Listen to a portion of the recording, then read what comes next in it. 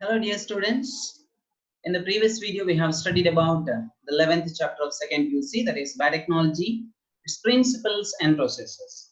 So now in this video I will discuss the 12th chapter in second UC, that is biotechnology and its applications. So this is the second chapter in fourth unit, one of the very important chapter, because in the final examination, the theory examination, we can expect nearly 11 marks from this unit. That means from these two chapters, you can expect 11 marks. So this is one of the very important chapter. So ಕಳೆದ ಒಂದಷ್ಟು ವಿಡಿಯೋಗಳಿಂದ ಬಹಳ serious ಆಗಿ ನಾವು ಪಾಠ ಮಾಡ್ತಾ ಇದ್ದೇವೆ. ನೀವೆಷ್ಟು serious ಆಗಿ ಪಾಠ ಕೇಳ್ತಾ ಇದ್ದೀರೋ ಗೊತ್ತಿಲ್ಲ. ಬಟ್ ಎನಿಹೌ ಒಂದಷ್ಟು ಜನ ವಿಡಿಯೋಸ್ ಗಳನ್ನ ನೋಡ್ತಾ ಇದ್ದೀರಿ. ಹೆಚ್ಚಿನ ಸ್ಟೂಡೆಂಟ್ಸ್ ಪಾಠ ಕೇಳೋದಕ್ಕೋಸ್ಕರನೇ ನೋಡ್ತಾ ಇದ್ದೀರಿ ಅನ್ನುವಂತ ಭಾವನೆ ನಮ್ದು. ಕೆಲವರು ಇದ್ದಾರೆ ಜಸ್ಟ್ ವಿಡಿಯೋ ಲಿಂಕ್ ಕಳಿಸಿದಾರಲ್ಲ ಅನ್ನೋ ಕಾರಣಕ್ಕೆ ಓಪನ್ ಮಾಡುವವರು ಇದ್ದಾರೆ.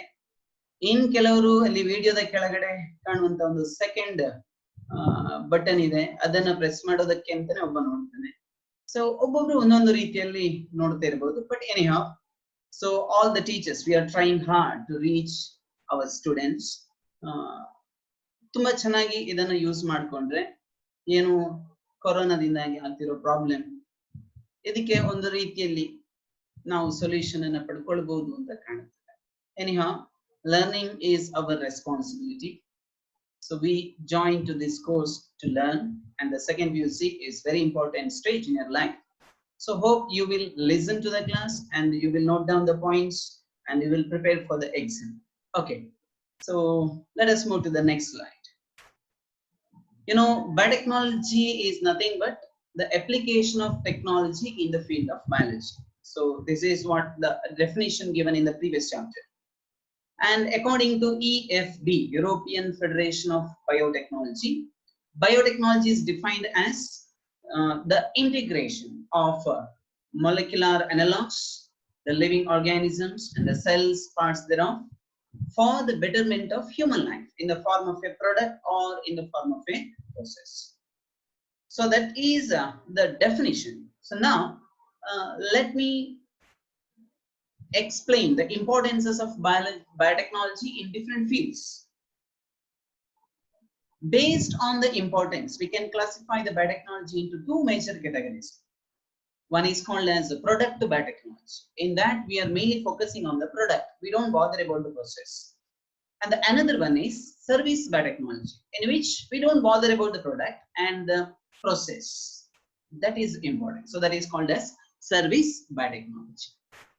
Now, based on the application of biotechnology in various fields, we can classify the biotechnology into different categories. For example, plant biotechnology mainly deals with the improvement of plants. Animal biotechnology deals with the improvement of qualities of the animals or their properties, their characters. Environmental biotechnology that mainly deals with the improvement of environment. Industrial biotechnology, application of biotechnology in the field of industries. Marine biotechnology, agriculture biotechnology. So there are various fields, various branches in biotechnology. So in this chapter, we are giving some very important examples. It is very difficult to explain all the applications of biotechnology in one chapter. Okay, so some of the very important applications of biotechnology are described here, explained here. Now let us move to the first slide. The major applications of biotechnology. The major applications of biotechnology. You know, as I told earlier, the biotechnology is applied in various fields. The applications of biotechnology mainly includes in therapeutics. It is called as medicinal biotechnology. Therapy, the various kinds of treatment technologies are developed because of the biotechnology. The next one in the field of diagnostics. Diagnostics means diagnosis, detection of the cause for the disease. So the various technologies are contributed by the biotechnology for the diagnosis of various kinds of diseases. Next one is the production of various types of genetically modified crops. It mainly focusing on the agriculture. So it is the a branch of biotechnology called as agricultural biotechnology. Processed food industry. So we are applying the biotechnological processes or technologies in the field of food industry also. So there is processed food, bioremediation. Bioremediation, it is a part or it is a step involved in treatment, sewage treatment, for example. So the next one is waste treatment. So it is coming under environmental biotechnology and energy production. So these are the different applications of biotechnology in various fields. So now we are studying about some of the major applications in various fields.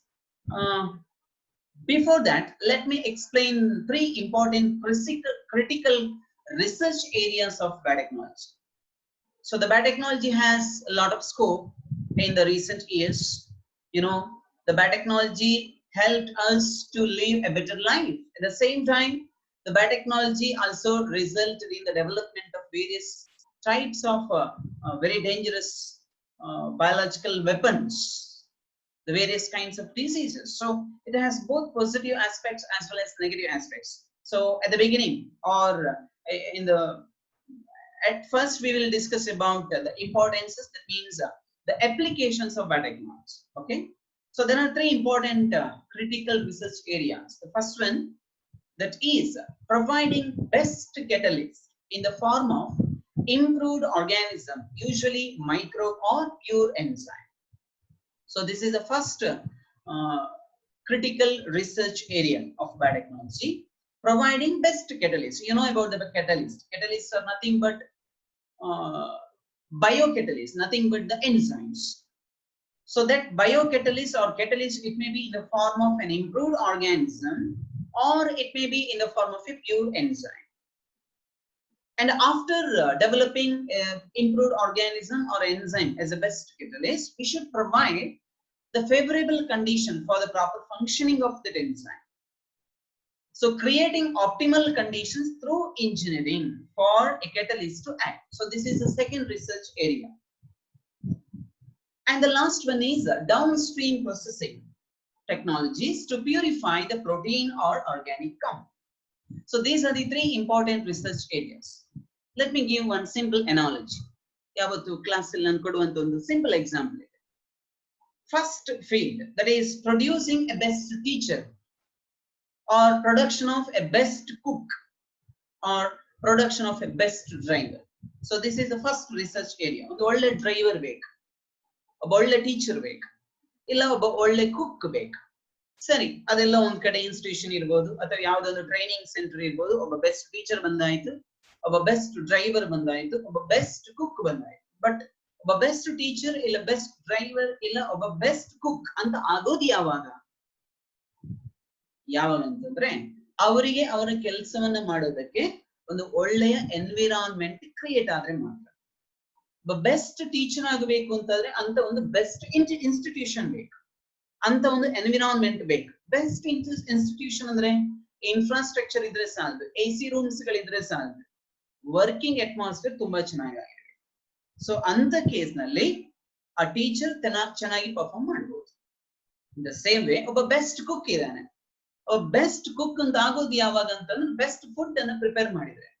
But food best prepare ಮಾಡಬೇಕು ಅಂತಂದ್ರೆ ಎಲ್ಲ ingredients provide ಮಾಡಬೇಕು. ಒಳ್ಳೆ cook ಆಗ್ಬೇಕು ಅಂತಂದ್ರೆ ಒಳ್ಳೆ kitchen ಇರಬೇಕು, ಅಂತ ಫೆಸಿಲಿಟಿ ಇರಬೇಕು. ಒಬ್ಬ ಬೆಸ್ಟ್ ಡ್ರೈವರ್ ಆಗಬೇಕು ಅಂತಂದ್ರೆ ಲೈಸೆನ್ಸ್ ಇದ್ರೆ ಸಾಲದು, ಅವ ಡ್ರೈವಿಂಗ್ ಮಾಡುವಂತ ಏನ್ ವೆಹಿಕಲ್ ಇದೆ ಅದು ಕೂಡ ಒಳ್ಳೆ ಕಂಡೀಷನ್ ಅಲ್ಲಿ ಇರ್ಬೇಕು. ಸೊ ವೆಹಿಕಲ್ ಒಳ್ಳೆ ಕಂಡೀಷನ್ ಇದ್ರೆ ಆ ಡ್ರೈವರ್ ಚೆನ್ನಾಗಿ ಡ್ರೈವಿಂಗ್ ಮಾಡೋದಕ್ಕೆ ಆಗುತ್ತೆ. ಇನ್ಸ್ಟಿಟ್ಯೂಷನ್ ಅಲ್ಲಿಯ ಎನ್ವಿರಾನ್ಮೆಂಟ್ ವರ್ಕಿಂಗ್ ಅಟ್ಮಾಸ್ಫಿಯರ್ ಚೆನ್ನಾಗಿದ್ರೆ ಒಬ್ಬ ಟೀಚರ್ ಚೆನ್ನಾಗಿ ಪಾಠ ಮಾಡೋದಕ್ಕಾಗುತ್ತೆ. ಅಲ್ಲಿರುವಂತ ಫೆಸಿಲಿಟಿ ಜೊತೆಗೆ ಎಲ್ಲ ಇಂಗ್ರೀಡಿಯೆಂಟ್ಸ್ ಗಳೆಲ್ಲವೂ ಅವೈಲಬಿಲಿಟಿ ಇದ್ರೆ ಒಬ್ಬ ಕುಕ್ ಒಬ್ಬ ಒಳ್ಳೆ ಒಂದು ಫುಡ್ ಅನ್ನ prepare ಮಾಡೋದಕ್ಕಾಗುತ್ತೆ. And the last, so this is the second area that is called critical, creating a optimal condition. The best condition should be provided to perform its to provide its best.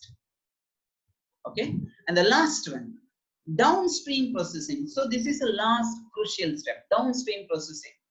On industry nalli ಒಂದು ಒಳ್ಳೆ enzyme ಅನ್ನು production ಮಾಡಿದ್ರಿ, ಆ enzyme work ಮಾಡೋದಕ್ಕೆ ಒಂದು ಒಳ್ಳೆಯ atmosphere ಅಂದ್ರೆ laboratory condition ಅನ್ನು ಡೆವಲಪ್ ಮಾಡಿದ್ರಿ. But the efficiency of enzyme, the importance of that laboratory, ಅದು ಡಿಸೈಡ್ ಆಗೋದು ಕೊನೆಗೆ ಸಿಗುವಂತ ಪ್ರಾಡಕ್ಟ್ ಇಂದ. ಒಂದು ಮೆಡಿಕಲ್, ಫಾರ್ ಎಕ್ಸಾಂಪಲ್ ಮೆಡಿಸಿನಲ್ ಬಯೋಟೆಕ್ನಾಲಜಿಯಲ್ಲಿ ಯಾವುದೋ ಒಂದು ಆರ್ಗ್ಯಾನಿಸಮ್ ಅನ್ನು ಯೂಸ್ ಮಾಡಿಕೊಂಡು ಯಾವುದೋ ಒಂದು ಪ್ರಾಡಕ್ಟ್ ಅನ್ನು ಪ್ರೊಡ್ಯೂಸ್ ಮಾಡಿದ್ರಿ. ಆ ಪ್ರಾಡಕ್ಟ್ ಚೆನ್ನಾಗಿ ಪರ್ಫಾರ್ಮ್ ಮಾಡಿದ್ರೆ, if it is A medicine, ಅದು ಒಳ್ಳೆ ಟ್ರೀಟ್ಮೆಂಟ್ ಗೆ ಅದು ಯೂಸ್ ಆದ್ರೆ, ಅದರಿಂದ ಯಾವುದೊಂದು ಪರ್ಟಿಕ್ಯುಲರ್ ಡಿಸೀಸ್ ಕ್ಯೂರ್ ಆದ್ರೆ, ಆವಾಗ ಮಾತ್ರ ಆ ಪ್ರೊಸೆಸ್ ಗೆ, ಆ ಟೆಕ್ನಾಲಜಿಗೆ ಇಂಪಾರ್ಟೆನ್ಸ್ ಸಿಗುತ್ತೆ ಅಥವಾ ರೆಕಾಗ್ನಿಷನ್ ಸಿಗುವಂಥದ್ದು. ದ ಸೇಮ್ ವೇ ಹಿಯರ್ ನನ್ನ ಅನಾಲಜಿ ಬರ್ತೀನಿ. ಒಬ್ಬ ಟೀಚರ್ ಇದ್ದಾನೆ, ಒಳ್ಳೆ ಸ್ಕೋರ್ ಮಾಡಿದ್ದಾನೆ, ರ್ಯಾಂಕ್ ಬಂದಿದೆ, ಹೈಯರ್ ಕ್ವಾಲಿಫಿಕೇಶನ್ ಇದೆ ಅಂದ ಮಾತ್ರಕ್ಕೆ ಅವ ಚೆನ್ನಾಗಿ ವರ್ಕ್ ಮಾಡ್ತಾನೆ ಅಂತ ಹೇಳೋದಕ್ಕೆ ಆಗಲ್ಲ. ಯಾಕೆ ಅಂತ ಇನ್ಸ್ಟಿಟ್ಯೂಷನ್ ಸಿಕ್ಕಿರ್ಬೇಕು. ಸರಿ, ಇನ್ಸ್ಟಿಟ್ಯೂಷನ್ ಸಿಕ್ಕಿದೆ, ಎಲ್ಲ ಫೆಸಿಲಿಟಿ ಇದೆ, ಟೀಚರ್ ಬಹಳ ಚೆನ್ನಾಗಿ ವರ್ಕ್ ಮಾಡುವಂತ ವ್ಯಕ್ತಿ ಇರಬಹುದು, ಚೆನ್ನಾಗಿ ಮಾರ್ಕ್ಸ್ ಬಂದಿರಬಹುದು ಅವರ ಎಜುಕೇಶನ್ ಟೈಮ್ ನಲ್ಲಿ. ಆದ್ರೆ ಆ ಟೀಚರ್ ನ ಎಫಿಷಿಯನ್ಸಿಯನ್ನು ಡಿಸೈಡ್ ಮಾಡೋದು ಆ ಟೀಚರ್ ನ ಮಾರ್ಕ್ ಅಲ್ಲ, ಆ ಟೀಚರ್ ವರ್ಕ್ ಮಾಡುವ ಇನ್ಸ್ಟಿಟ್ಯೂಷನ್ ಕೂಡ ಅಲ್ಲ. ಆ ಟೀಚರ್ ನ ಎಫಿಷಿಯನ್ಸಿ ಅನ್ನ ಡಿಸೈಡ್ ಮಾಡೋದು ಆ ಟೀಚರ್ ನ ಸ್ಟೂಡೆಂಟ್ಸ್ ಅಚೀವ್ ಮಾಡಿದ್ರೆ ಮಾತ್ರ. ಸೊ ಬಹಳ ಸಲ ನಾನು ಕ್ಲಾಸ್ ಅಲ್ಲಿ ಹೇಳ್ತಾ ಇದ್ದೆ, the success of the teacher, success of the institution is decided by the success of the student. ಹಾಗಾದ್ರೆ ಪ್ರಾಡಕ್ಟ್ ಹೇಗಿದೆ, ಕೊನೆಗೆ ಸ್ಟೂಡೆಂಟ್ಸ್ ನ ರಿಸಲ್ಟ್ ಏನಿದೆ ಅನ್ನೋದ್ರ ಮೇಲೆ ಆ ಟೀಚರ್ ನ ಸಕ್ಸಸ್ ಡಿಪೆಂಡ್ ಆಗಿರುತ್ತೆ, ಆ ಇನ್ಸ್ಟಿಟ್ಯೂಷನ್ ನ ಸಕ್ಸಸ್ ಡಿಪೆಂಡ್ ಆಗಿರುತ್ತೆ. ಕುಕ್, ಒಳ್ಳೆ ಕಿಚನ್ ಇದೆ, ಎಲ್ಲ ಇಂಗ್ರೀಡಿಯೆಂಟ್ಸ್ ಇದೆ, ಆದ್ರೆ ಕೊನೆಗೆ ಪ್ರಿಪೇರ್ ಮಾಡಿರುವಂತ ಫುಡ್ ಅನ್ನ ತಿಂದ ಮೇಲೆ ಆ ತಿಂದಿರುವಂತ ವ್ಯಕ್ತಿ ಕೊಡುವ ಫೀಡ್ಬ್ಯಾಕ್ ಮೇಲೆ ಆ ಫುಡ್ ಆ ಕುಕ್ ಅನ್ನ ಡಿಸೈಡ್ ಮಾಡ್ತಾರೆ. ಹಾಗಂತೇಳಿ ಆ ಲಾಸ್ಟ್ ಪ್ರೊಸೆಸ್ ತುಂಬಾ ಇಂಪಾರ್ಟೆಂಟ್ ಆಗುತ್ತೆ. ಇದು ಹೇಗೆ ಅಂತ ಹೇಳ್ತೀವಿ. ಕುಕ್ ಬಹಳ ಚೆನ್ನಾಗಿ ಕುಕ್ ಮಾಡ್ತಾರೆ, ಇಂಗ್ರೀಡಿಯೆಂಟ್ಸ್ ಎಲ್ಲವೂ ಚೆನ್ನಾಗಿ ಸಿಕ್ಕಿದೆ, ಒಳ್ಳೆ ಕಿಚನ್ ಇದೆ, ಆದ್ರೆ ಊಟ ಮಾಡುವ ಮಾತ್ರ ಕೈ ತೊಳೆಯದೆ ಊಟ ಮಾಡ್ತಾನೆ. ತೊಳೆಯದೇ ಇರುವಂತ ಬಟ್ಲಲ್ಲಿ ಹಾಕೊಂಡು ತಿಂಡಿ ತಿಂತಾನೆ ಅಥವಾ ಊಟ ಮಾಡ್ತಾನೆ. ಆವಾಗ ಆ ತಿಂದಿರುವಂತ ವ್ಯಕ್ತಿಗೆ ನಾಳೆ ಇನ್ನೇನೋ ಪ್ರಾಬ್ಲಮ್ ಕ್ರಿಯೇಟ್ ಆಗುತ್ತೆ. ಆವಾಗ ಯಾರನ್ನ ಬೈತಾರೆ? ಕುಕ್ ಅನ್ನ ಬೈತಾರೆ ಅಥವಾ ಕಿಚನ್ ಅನ್ನ ಬೈತಾರೆ. ಆಕ್ಚುಲಿ ಇಲ್ಲಿ ಪ್ರಾಬ್ಲಮ್ ಇದ್ದದ್ದು ಲಾಸ್ಟ್ ಸ್ಟೆಪ್ ನಲ್ಲಿ, ತಿನ್ನುವ ವ್ಯಕ್ತಿ ಹೇಗಿದ್ದ ಅನ್ನೋದು ಇಂಪಾರ್ಟೆಂಟ್. ಸೊ ಲಾಸ್ಟ್ ಪ್ರೊಸೆಸ್ ಏನಿದೆ, down stream processing, so product ಒಂದು ಎಕ್ಸಿಬಿಟ್ ಆಗುವಂತ ಸ್ಟೇಜ್ ಏನಿದೆ, that is very important. Even driver case ಅಲ್ಲೂ ಅದೇ, ಒಳ್ಳೆ ಡ್ರೈವಿಂಗ್ ಮಾಡ್ತಾನೆ, ಸರ್ಟಿಫಿಕೇಟ್ ಇದೆ, ಲೈಸೆನ್ಸ್ ಇದೆ, ಒಳ್ಳೆ ವೆಹಿಕಲ್ ಬೇರೆ ಕೊಟ್ಟಿದ್ದಾರೆ, ಆದ್ರೆ ಕುತ್ಕೊಂಡಿರುವಂತ ಪ್ಯಾಸೆಂಜರ್ ಅನ್ನ ಕರೆಕ್ಟ್ ಟೈಮಿಗೆ ರೀಚ್ ಮಾಡಿಸಿದ್ರೆ ಮಾತ್ರ ಅವನ ಡ್ರೈವಿಂಗ್ ನ ಎಫಿಷಿಯನ್ಸಿ ಗೊತ್ತಾಗುತ್ತೆ. ಸೊ ಲಾಸ್ಟ್ ಸ್ಟೆಪ್ ಅನ್ನುವಂಥದ್ದು ಪ್ರತಿಯೊಂದರಲ್ಲೂ ಕೂಡ ಇಂಪಾರ್ಟೆಂಟ್ ಆಗುತ್ತೆ. Okay, so providing best catalyst in the form of an enzyme or creating an optimal condition to perform its best function as well as downstream processing. So these are the three critical research areas in the field of biotechnology. Okay, the next one, application of biotechnology in the field of agriculture. So now we are moving to the topic, application of biotechnology in the field of agriculture. So nothing but the agricultural biotechnology. The biotechnology has given a lot of contribution for the improvement of agriculture. So it is very difficult to mention all the applications of biotechnology in the field of agriculture. Some of the very important applications are explained here. But before studying about the application of biotechnology in the field of agriculture, let me introduce or let me explain the importance of agriculture. You know, the agriculture is very essential. ಸದ್ಯದ corona ಬಂದ ಮೇಲೆ ಅಂತೂ ಇದ್ರ importance ಇನ್ನೂ ಚೆನ್ನಾಗಿ ಅರ್ಥ ಆಗಿದೆ. ಊರು ಬಿಟ್ಟು ಹಳ್ಳಿ ಚೆನ್ನಾಗಿಲ್ಲ ಅಂತ ಊರನ್ನ ಬಿಟ್ಟು ಇನ್ಯಾವುದೋ ಪೇಟೆ ಪಟ್ಟಣವನ್ನ ಸೇರ್ಕೊಂಡವರೆಲ್ಲ ಮತ್ತೆ ಊರಿಗೆ ಬರೋದಕ್ಕೆ ಕಾಯ್ತಾ ಇದ್ದಾರೆ. ಬಂದವರು ಮತ್ತೆ ಊರಲ್ಲೇ ಇದ್ದು ಬಿಡುವಂತ ಯೋಚನೆಯನ್ನು ಕೂಡ ಮಾಡ್ತಾ ಇದ್ದಾರೆ. ಸದ್ಯದ ಸ್ಥಿತಿಯಲ್ಲಿ ಕೃಷಿ ಇದ್ದವ ಮಾತ್ರ ನೆಮ್ಮದಿಯಿಂದ ಊಟ ಮಾಡೋದಕ್ಕೆ ಸಾಧ್ಯ ಆಗ್ತಾ ಇದೆ. ಭತ್ತದ ಗದ್ದೆ ಇದ್ದವ, ತರಕಾರಿ ನೆಟ್ಟವ, ಹಣ್ಣು ಹಂಪಲು ಬೆಳೆಸ್ತಾ ಇರುವಂತ ವ್ಯಕ್ತಿ ಸ್ವಂತಕ್ಕೆ ದುಡ್ಡು ಮಾಡೋದಕ್ಕೆ ಸ್ವಲ್ಪ ಒದ್ದಾಡ್ತಾ ಇರಬಹುದು, ಆದ್ರೆ ಹೊಟ್ಟೆಗೆ ಹಿಟ್ಟಿಲ್ಲ ಅಂತ ಆಗುವ ಸ್ಥಿತಿ ಖಂಡಿತ ಬಂದಿಲ್ಲ. So that is the importance of agriculture. So application of biotechnology in the field of agriculture, plant biotechnology in the karibodu, or we can call it as agricultural biotechnology. And mainly it focusing on improving the qualities of plants or the plant products. Now, see, there are three options that can be thought for increasing the food production. Food production ಅನ್ನು improve ಮಾಡೋದಕ್ಕೆ agriculture ನಲ್ಲಿ ಬೇರೆ ಬೇರೆ methodologies ಗಳಿವೆ. There are three important methodologies or three methods of agriculture. The first one, agrochemical based agriculture. Agrochemical based agriculture. The modern medicine system is the hage. Modern medicine system is the hage. Purely chemical. So agrochemical based agriculture, by using chemical fertilizers, by using chemical pesticides, chemical herbicides, completely chemicals. So ಏನಾಗುತ್ತೆ, ಆವಾಗಲೇ ಹೇಳಿದ ಹಾಗೆ modern medicine ಇದ್ದ ಹಾಗೆ ಅಂದ್ರೆ ಯಾವುದೋ ಒಂದು disease ಬಂದ್ರೆ ಯಾವುದೋ ಒಂದು ಕೆಮಿಕಲ್ ಅನ್ನು ಕೊಟ್ಟು ಟ್ರೀಟ್ಮೆಂಟ್ ಮಾಡೋದು, and very effective one sudden cure ಆಗುತ್ತೆ. ಆದ್ರೆ it has many number of side effects. Even in agrochemical based agriculture, the same thing. The yield will be increased. A rapid increase in the yield may be found. But in the later stage, it causes soil infertility. And it causes soil pollution. It causes air pollution. It causes water pollution. So it has many negative aspects. And the second methodology, the second option to improve the food production, that is organic agriculture, just like our Ayurvedic medicine system. Very slow, but no side effect. Very slow, but no side effect. And purely by using the natural resource, Ayurveda, plants, plant products, nature, it has the capacity to cure the various kinds of disorders, diseases. The same in organic agriculture, we are not using any chemicals. We are not using any synthetic chemicals. The various types of biopesticides, biofertilizers are used to improve the yield. So that is organic agriculture. But ಇದೆರಡರಲ್ಲೂ ಕೂಡ positive ಇದೆ, negative ಕೂಡ ಇದೆ. ಆದ್ರೆ ಇದೆಲ್ಲವನ್ನ ಮೀರಿ ಇರುವಂತ ಇನ್ನೊಂದು method ಇದೆ. So that is again the modern method of agriculture, that is genetically engineered crop based agriculture. In agrochemical agriculture, we are using chemicals that causes pollution. In organic agriculture, we are not using any kind of chemical, but yield is less. The chances of food loss, the crop loss is very high. But in case of genetically modified or genetically engineered crop-based agriculture, we will get the solution to both the problems. No need to use the chemicals and yield will be very high. So that's why at present we are following the last one, that is genetically engineered crop-based agriculture. But just remember, ಹೊಸತು ಬರುವಾಗ ಹುಳುಕು ಬರುತ್ತೆ. ಒಂದು positive ಜೊತೆ ಒಂದು negative ಇದ್ದೇ ಇರುತ್ತೆ. Neutral ಆಗಬೇಕಲ್ವಾ, ಆ ಕಾರಣಕ್ಕೆ ಅದನ್ನು ಕೊನೆಗೆ ನೋಡೋಣ. ಸದ್ಯಕ್ಕೆ these are the three important options which are thought to be the methods to improve the food production.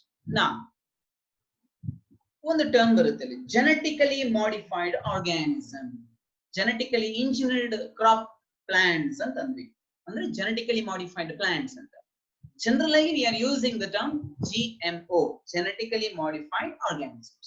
So the plants, bacteria, fungi and animals whose genes have been altered by manipulation are called genetically modified organisms. Previous chapter ಅಲ್ಲಿ ಕೂಡ ಹೇಳಿದ್ದೆ, engineering ಅಂದ್ರೆ manipulation, ಇದ್ದದನ್ನ ಇಲ್ಲದ ಹಾಗೆ ಇಲ್ಲದನ್ನ ಇದ್ದ ಹಾಗೆ ಮಾಡುವಂತದ್ದು, totally changing.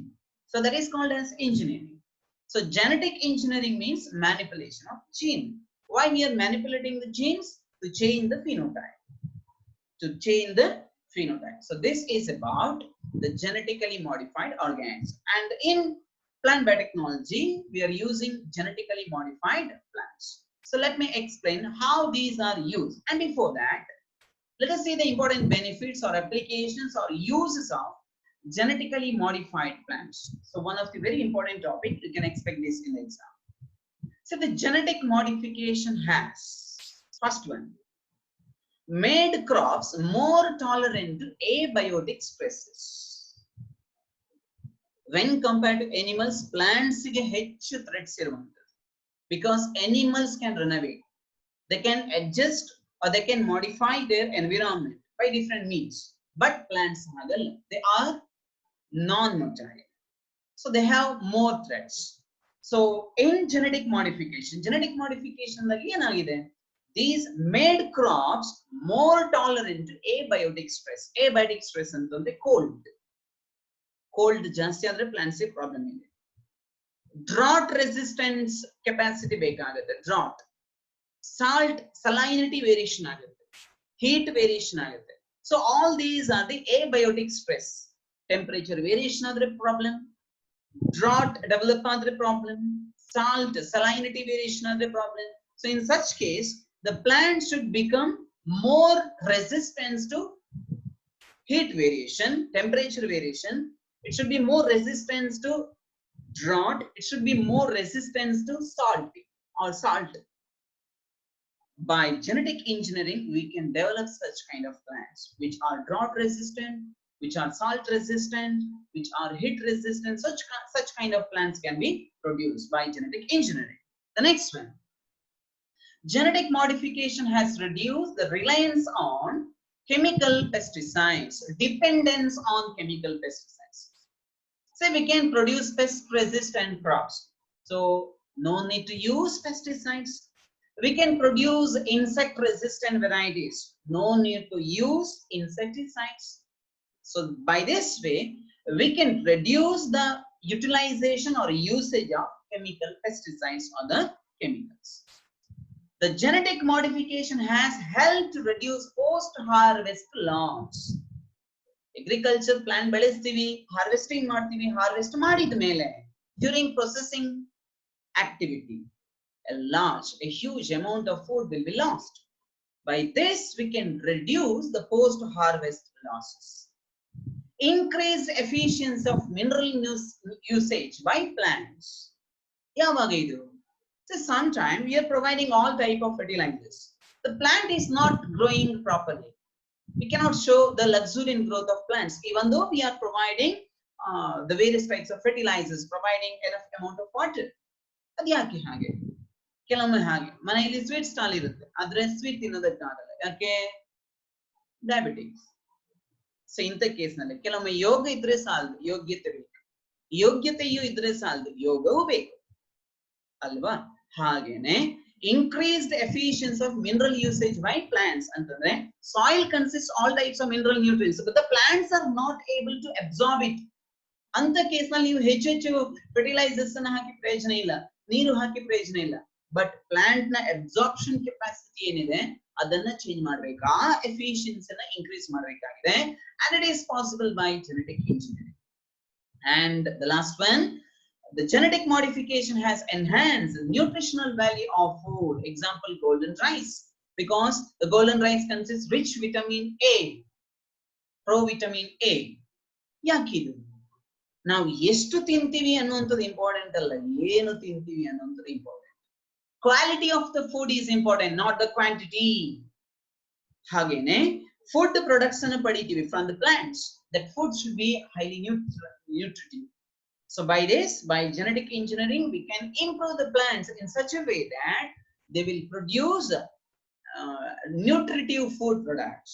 So these are the important applications of biotechnology in the field of agriculture, or these are the uses of genetically modified plants. Okay, now let me give one example for application of biotechnology in the field of agriculture, that is BT cotton. What is mean by BT cotton? Here BT refers to Bacillus thuringiensis. In another chapter, that is microbes in human welfare. A chapter ನೀವು ಅದರ ಬಗ್ಗೆ ಮಾತಾಡಿದ್ವಿ. The use of Bacillus thuringiensis as a biocontrol agent. So here genetic engineering is helped to produce BT cotton plants. BT cotton ide, BT brinjal ide, the various types of genetically modified plants are produced. So this is one example given here. That is a BT cotton. Here BT refers to Bacillus thuringiensis. It is a bacterium. See, this particular bacterium consists one specific gene that is called as cry gene. CRY, cry gene. That cry gene codes for a protein that is called as crystal protein. Cry protein or crystal protein. And that crystal protein or protein crystals are toxic to some of the insects. So they are considered as toxic insecticidal protein. But these proteins are produced in the bacteria. These proteins are not produced in the cotton plant. But these proteins, the proteins produced by these bacteria are harmful to insect. But vichitra antandre insect go bacteria go sambandhave ಆದ್ರೆ ಬ್ಯಾಕ್ಟೀರಿಯಾದಲ್ಲಿ production ಆಗುವಂತ that particular protein is harmful to insect. ಶತ್ರುವಿನ ಶತ್ರು ಮಿತ್ರ ಅಂತ ಒಂದು ಮಾತಿದೆ. ಇಲ್ಲಿ ಇನ್ಸೆಕ್ಟ್ ಗೆ ಶತ್ರು ಯಾರು ಅಂತ, ಕಾಟನ್ ಪ್ಲಾಂಟ್ ಗೆ ಶತ್ರು ಯಾರು ಅಂತಂದ್ರೆ, ಎನಿಮಿ ಯಾರು ಅಂತಂದ್ರೆ ಇನ್ಸೆಕ್ಟ್. ಅದೇ ಬ್ಯಾಕ್ಟೀರಿಯಾದಲ್ಲಿರುವಂತ ಪ್ರೋಟೀನ್ ಕೂಡ ಇನ್ಸೆಕ್ಟ್ ಗೆ ಶತ್ರು. ಸೊ ಬ್ಯಾಕ್ಟೀರಿಯಾಕ್ಕೆ ಶತ್ರು ಎನಿಮಿ ಆಗಿರುವಂತ ಇನ್ಸೆಕ್ಟ್ ಗೆ ಎನಿಮಿ ಆಗಿರುವಂತ ಬ್ಯಾಕ್ಟೀರಿಯಾವನ್ನ ಯೂಸ್ ಮಾಡಿಕೊಂಡು ಕಾಟನ್ ಪ್ಲಾಂಟ್ ಬೆನಿಫಿಟ್ ಪಡೆಯುತ್ತೆ. ಬಟ್ ಇದು ನ್ಯಾಚುರಲ್ ಆಗಿ ಆಗುವಂತದ್ದಲ್ಲ, by artificial method, genetic engineering. Let me explain how it is developed.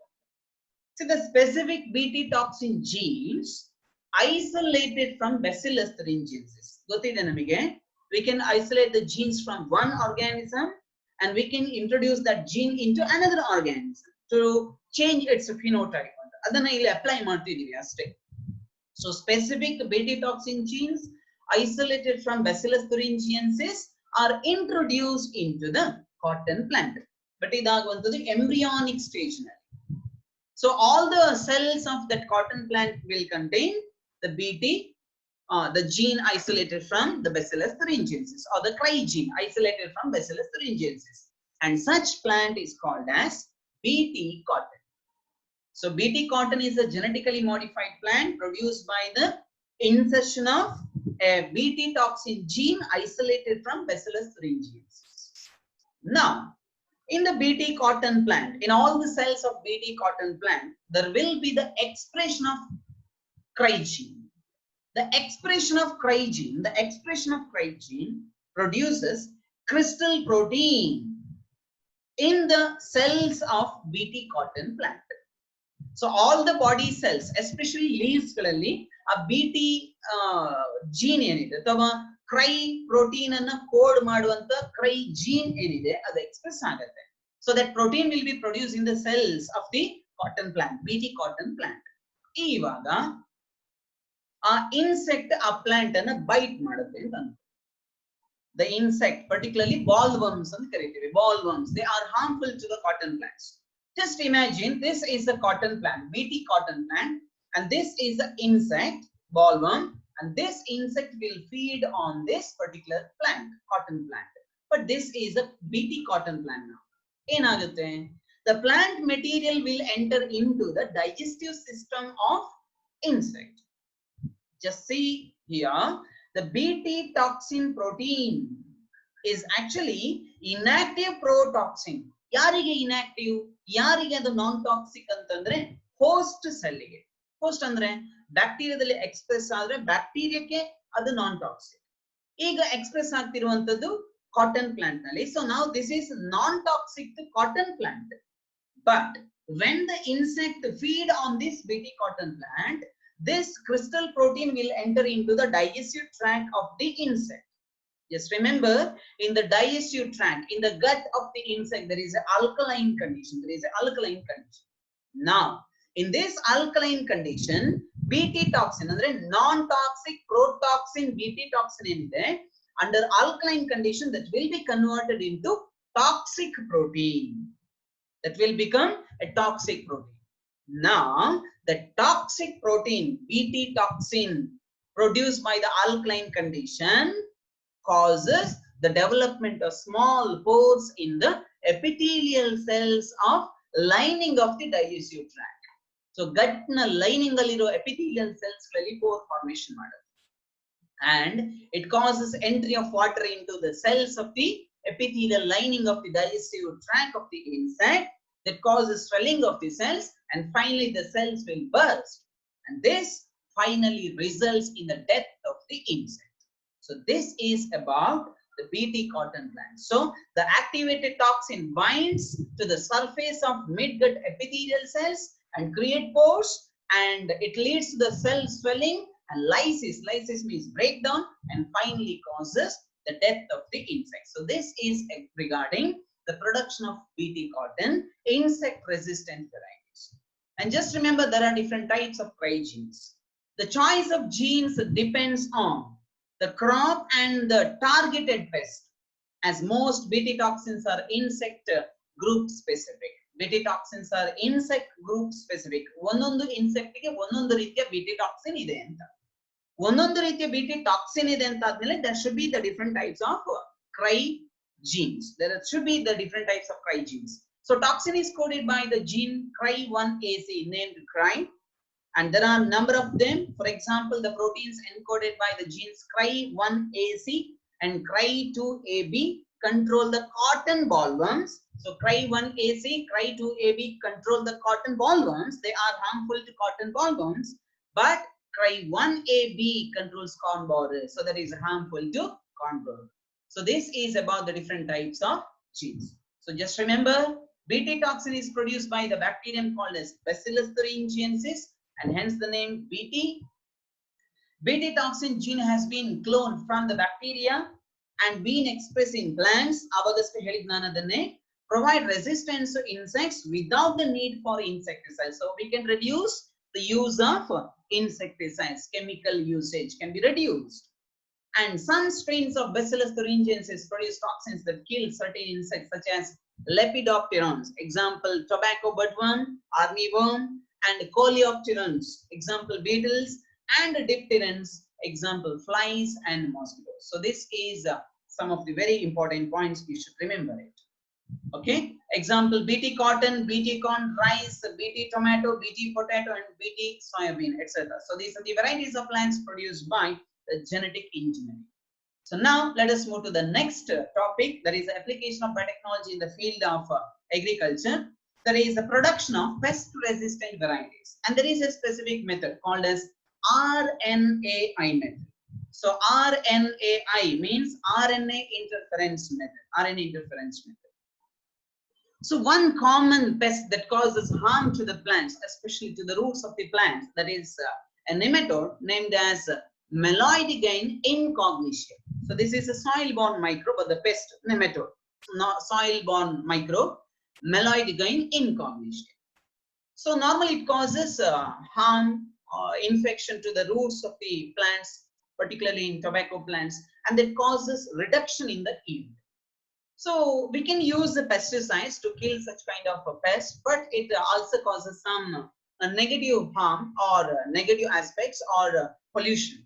So to reduce the use of such chemical pesticides, we can produce the pest resistant varieties, and that is possible by genetic engineering. So example is given here, and the methodology to produce such pest resistant varieties is called as RNAi method. RNAi means RNA interference method. So what is this technology? ಇದು ಹೇಗೆ ಅಂತಂದ್ರೆ ಮುಳ್ಳನ್ನ ಮುಳ್ಳಿನಲ್ಲೇ ತೆಗೆಯೋದು ಅಂತ.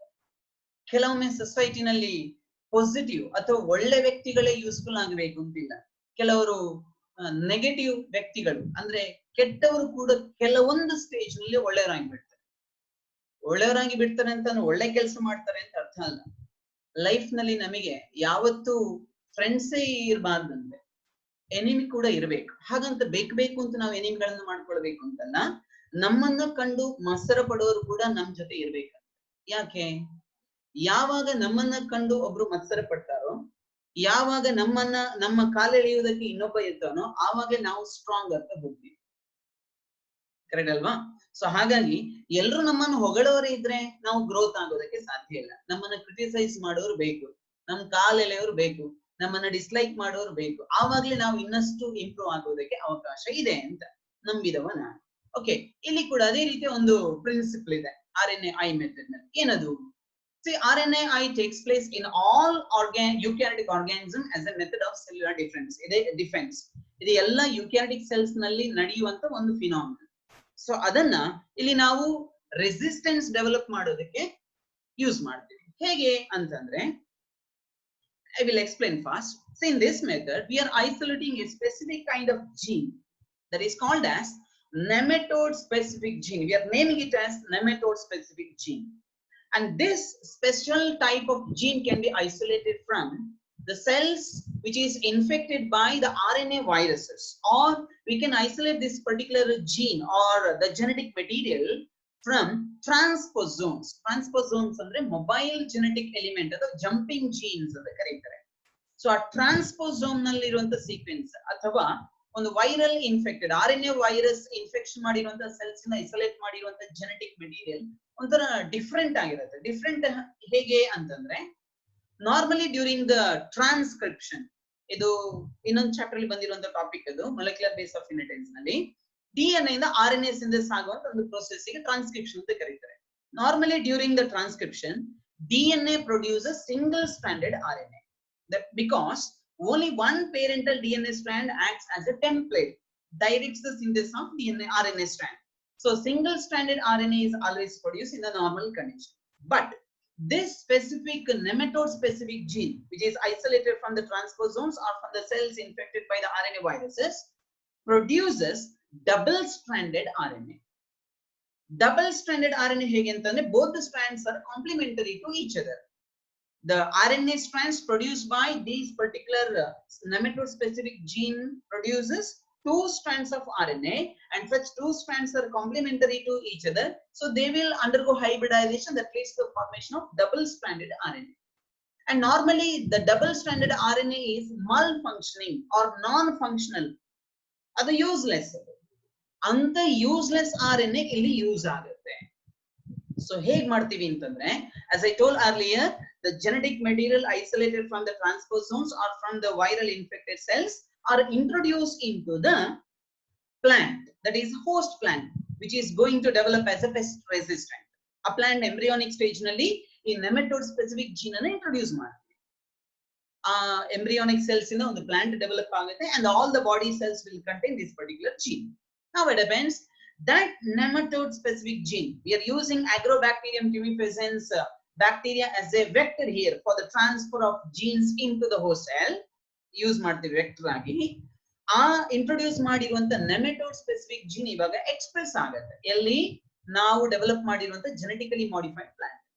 The expression of that nematode specific gene in the host cell produces double stranded RNA, which is a useless RNA, double stranded RNA. ಸದ್ಯಕ್ಕೆ ಅದಿರಲಿ. Just imagine ಇವಾಗ ಒಂದು pest infection ಮಾಡುತ್ತೆ. ಯಾವುದೇ ಒಂದು ಪ್ಯಾಥೋಜನ್ ಡಿಸೀಸ್ ಕಾಸ್ ಮಾಡೋದು only if there is the expression of pathogenic gene in the host cell. ಒಂದು pathogen disease cause ಮಾಡೋದು ಯಾವಾಗ? Only if there is the expression of pathogenic gene in the host cell. Pathogen infection ಆದ ತಕ್ಷಣ ಈ disease ಬರಲ್ಲ.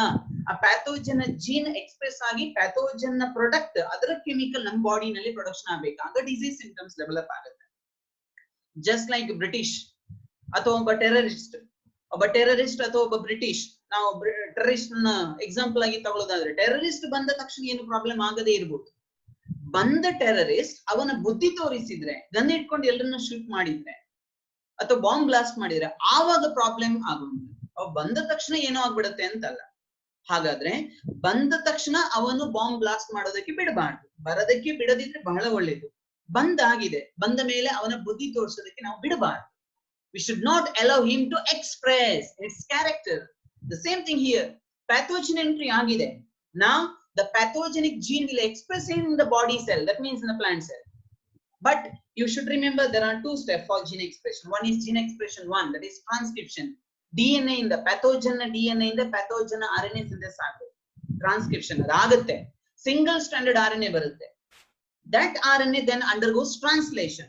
Translation leads to the production of pathogenic protein. ಆ protein production ಆದ್ರೆ ಮಾತ್ರ ಡಿಸೀಸ್ ಡೆವಲಪ್ಮೆಂಟ್ ಆಗುತ್ತೆ.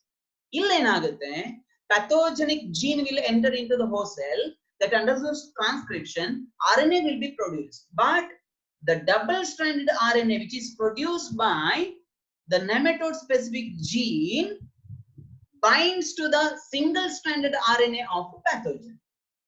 I repeat, the double-stranded RNA produced by the expression of nematode specific gene binds to the single-stranded RNA of pathogenic gene or pathogen. Pathogen RNA ಗೆ double stranded RNA useless ಅಂತ ಏನು ಹೇಳಿದ್ದೆ ಆ double stranded RNA ಹೋಗಿ bind ಆಗುತ್ತೆ. So single stranded RNA ಗೆ ಈ double stranded RNA ಹೋಗಿ bind ಆಗುತ್ತೆ. Bind ಆದ್ರೆ now it will not allow its expression. ಯಾವುದ್ರದ್ದು pathogen RNA express ಆಗದ ಹಾಗೆ ಮಾಡುತ್ತೆ. So no chance for translation. If there is no translation, no production of pathogenic protein, so that there is no chance for the development of disease. So this is RNAi method. RNA ಗೆ interfere ಆಗುತ್ತೆ double stranded RNA so that it will avoid translation. Simple ಆಗಿ ಹೇಳೋದಾದ್ರೆ ಶಿವ ಪೂಜೆಗೆ ಕರಡಿ ನುಗ್ಗಿದ ಹಾಗೆ ಅಂತ. So this is about RNAi method. So this method involves silencing a specific mRNA due to a complementary double-stranded RNA molecule that binds to and prevents the translation of mRNA. That is called silencing. The source of this complementary RNA may be an cell or the genetic material isolated from a virus having RNA genomes infected by the viruses having RNA genome or mobile genetic element that is called as transposon, and that will replicate via RNA intermediate. So this is about RNAi method and the production of pest-resistant varieties as explained here. The agrobacterium vector is used for the introduction of that nematode-specific gene into the host cell. Now, the introduction of DNA was such that it produced both sense and antisense RNA in the host cells. Normally, the template strand directs the synthesis of RNA. Single-stranded RNA is produced, but this is abnormal case. Here, both the strands are involved in transcription. Both the sense strand as well as antisense strand of DNA are involved in the synthesis of RNA, so that the double-stranded RNA will be formed. These two RNA strands, being complementary to each other, formed a double-stranded RNA that initiated RNAi and thus silenced the specific mRNA of the nematode. So the double-stranded RNA binds to the single-stranded RNA of pathogen. The parasite could not survive in a transgenic host. ಯಾವುದೇ parasite ಕೂಡ ಇಂಥ transgenic plant ನಲ್ಲಿ survive ಆಗುವುದಿಲ್ಲ. ಹಾಗಾಗಿ the transgenic plant therefore got itself protected from parasite. So this is about RNAi method. Okay, till here the application of biotechnology in the field of agriculture. The next topic is the application of biotechnology in the field of medicine. So that will be explained in the next video. So I will stop here.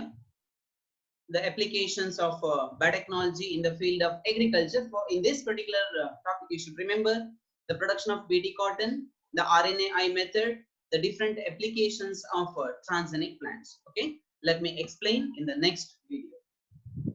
Thank you.